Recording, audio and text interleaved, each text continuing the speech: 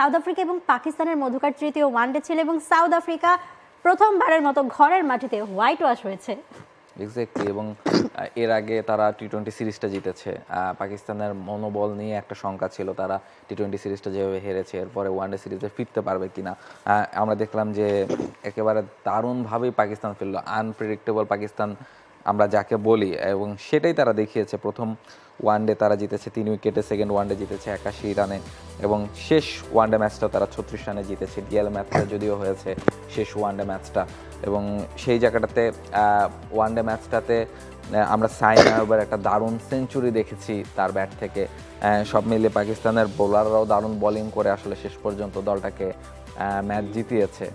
ফলে সব মিলিয়ে যেভাবে পাকিস্তান খেলেছে সেটা আসলে মানে ক্রিকেটের জন্য একটা দারুণ ব্যাপার যে সাউথ আফ্রিকার মাটিতে গিয়ে সাউথ আফ্রিকার সাথে ডোমিনেট করে যেভাবে পাকিস্তান ম্যাচ জিতেছে বা সিরিজ জিতেছে।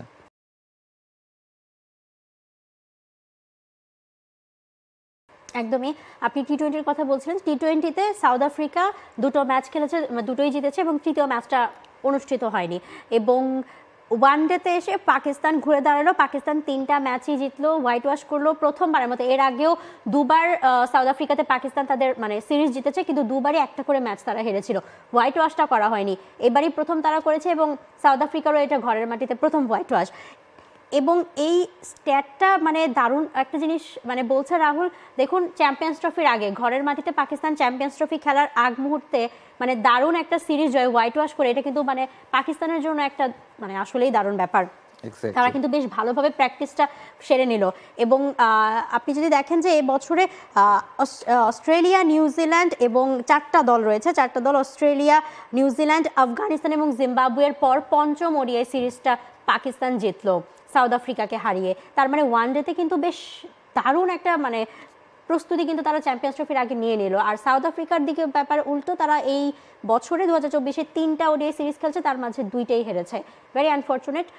তবে পাকিস্তানের জন্য আসলে দারুণ ব্যাপার, স্পেশালি সাইম আইয়ুবের সেঞ্চুরি এবং 4 উইকেট যে বোলারটা নিয়েছিলেন সেই বোলার তার কিন্তু আসলে ডেবিউ ছিল, এবং ডেবিউতে তিনি দারুণভাবে কিন্তু সুফিয়ান মুকিম তিনি 52 রানে 4টা উইকেট নিয়েছিলেন। আমরা ম্যাচ সামারিটা দেখতে পাচ্ছি, এবং তিনি কিন্তু আসলে ডেবিউতেই 4টা উইকেট নিয়ে নিয়েছেন। এক্স্যাক্টলি, এবং আমরা যেটা বলছিলাম যে সাইম আইয়ুব 101 রানের একটা দারুণ ইনিংস খেলেছেন, বাবর আজম রানে ফিরেছেন, রিজওয়ান রান করেছেন।